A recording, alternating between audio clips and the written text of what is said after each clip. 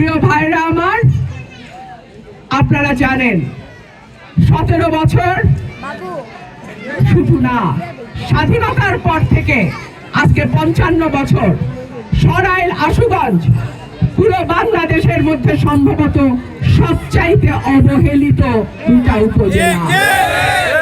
রাস্তাঘাট বলেন, ব্রিজ বলেন, কালভার্ট বলেন, একটা ঈদগাহ ময়দান বলেন কিংবা খেলার মাঠ বলেন, উস্তা নাই। এই অবস্থা তো হওয়ার কথা ছিল না। এমনকি 2018 সালেও তো আপনারা মার্কা দেখেই ভোটটা দিছিলেন এবং জান প্রাণ বাজি রাখা মার্কার প্রার্থীকে বিজয়ী করে আনছিলেন। কিন্তু কাজ কেন হয় নাই? মার্কা সরকারে থাকলেও কাজ হয় না, মার্কা বিরোধী দলেও থাকলেও কাজ হয় না। তাহলে সমস্যাটা কোথায়?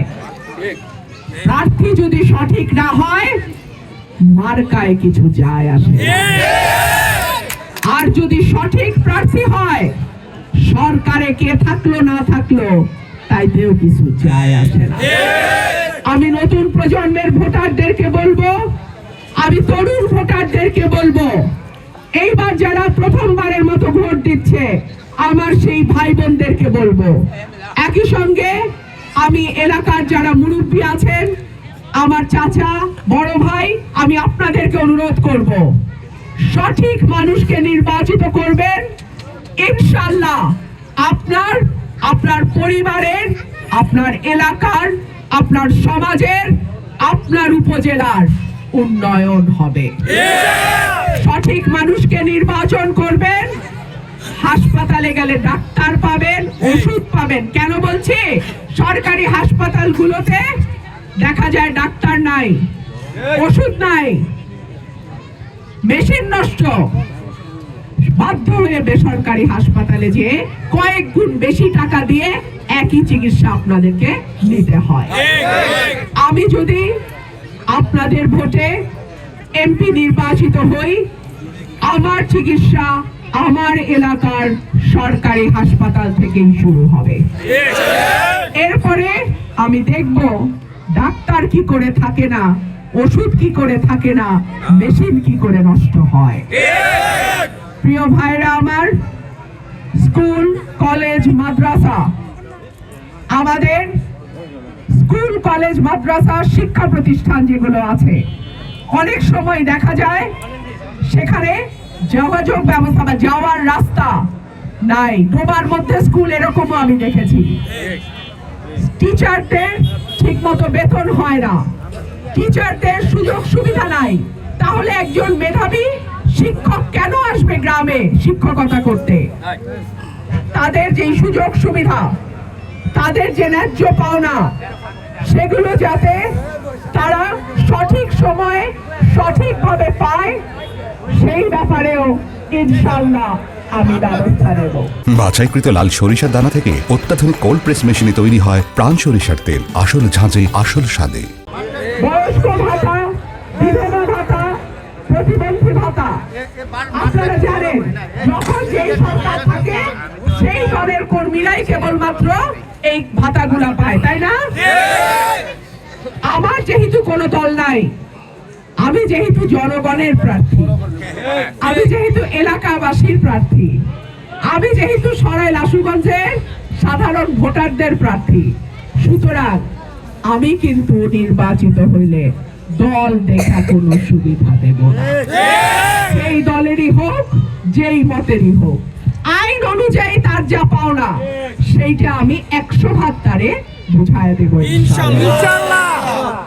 প্রিয় ভাইরা আমার, আমি অনেক তরুণ ভাইদেরকে দেখি কাজ নাই, এলাকায় চাকরি নাই, ব্যবসা করার মতো পুঁজি নাই। যদি তাদেরকে কিছুটা ট্রেনিং এর মাধ্যমে আমরা দক্ষতা তৈরি করতে পারি, ইনশাআল্লাহ এই ভাইরা আমার নিজের পরিবারের খরচ কিছুটা হইলেও বহন করতে পারবে। আমার যে ভাইরা প্রবাসে থাকেন তাদের উপর অনেক চাপ, পুরো পরিবারের দায়িত্বটা তারা নেয়। এমনকি সময় সময় ভাইয়ের পরিবারের দায়িত্ব তাদের নিতে হয়, বোনের সংসারও তাদের টানতে হয়। সত্য কি সত্য না? উপর কি পরিমাণ চাপ পড়ে একবার চিন্তা করছেন? এই মানুষটা যাতে ট্রেনিং এর মাধ্যমে দক্ষ জনশক্তি হয়ে বিদেশে যাইতে পারে, দালালের খপ্পরে না পড়ে, সেই ব্যবস্থা করে দেওয়ার দায়িত্ব আমাদের। আমার যেই ভাইটা হয়তো প্রবাসে থেকে সংসারে খরচ চালাচ্ছে, তার সঙ্গে যদি আরো দুইটা ভাই যুক্ত হয় তাহলে সংসারটা আরো মজবুত হয় না? আয় রোজগার আরেকটু ভালো হয় না? সেই ব্যবস্থা ইনশাআল্লাহ আল্লাহ যদি আপনাদের ভোটে আমাকে এমপি নির্বাচিত করে সেগুলো আমি ব্যবস্থা করব। তবে আমার প্রথম কাজ হবে এলাকার রাস্তাঘাটের উন্নয়ন। এমন রাস্তা শীতকালে বালির ধুলা, ধুলার ধুলা, আর গরমকালে বর্ষাকালে প্যাক কাদা। তো এইটার মধ্যে তো কোনো সুস্থ মানুষ সুস্থ থাকতে পারে না। বয়স্ক মানুষ, প্রসূতি নারী, বৃদ্ধ মানুষ, তাদের কি অবস্থা? সুতরাং আমার প্রথম কাজ হবে এই 19টা ইউনিয়নের রাস্তাঘাটের উন্নয়ন, ব্রিজ কালভার্টের উন্নয়ন, এবং যাতে একটা দৃশ্যমান পরিবর্তন আপনারা দেখতে পারেন, ইনশাআল্লাহ সেই ব্যবস্থা আমি করব। প্রিয় ভাইরা আমার, আমি আজকে আর লম্বা করব না আমার কথা। আরো দুটা সভা আছে, উঠান বৈঠক আছে আমার। আপনারা আমার জন্য দোয়া করবেন। আর আপনাদের কাছে হাত জোর করে একটা অনুরোধ করি, 12ই ফেব্রুয়ারি আর মাত্র 20-22 দিন। 12ই ফেব্রুয়ারি কেন্দ্রের পাহারায় আপনারা থাকবেন। 12ই ফেব্রুয়ারি একটা ভোট যাতে কেউ জাল দিতে না পারে সেই লক্ষ্য আপনারা রাখবেন। 12ই ফেব্রুয়ারি আপনারা ভোটের আমানতটাকে রক্ষা করবেন। বাকি 5 বছর আপনাদের নিরাপত্তা, শৃঙ্খলা, উন্নয়নের আমানত আমি গ্রহণ করছি। আসসালামু আলাইকুম, সবাই ভালো থাকবেন।